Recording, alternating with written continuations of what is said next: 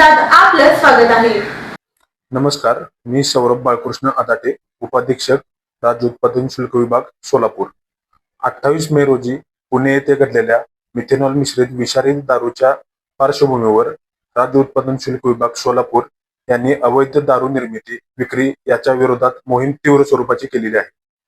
तसेच माननीय जिल्हाधिकारी सोलापूर यांच्या आदेशान्वये पोलीस विभाग, महसूल यंत्रणा, स्थानिक स्वराज्य संस्था तसेच तलाठी, पोलीस पाटील यांच्या सर्वांच्या समन्वयाने दारू विरोधीची मोहीम अधिक व्यापक स्वरूपात राबवली जाईल।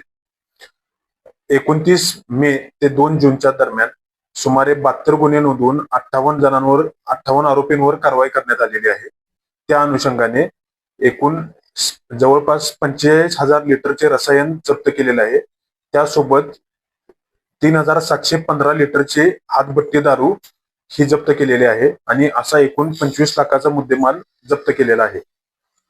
या बाईटच्या माध्यमातून मी सर्व नागरिकांना आवाहन करू इच्छितो की आपल्याकडे कोणतीही अवैध दारूविषयीची माहिती असेल तर ती तात्काळ राज्य उत्पादन शुल्क विभागाला कळवावी।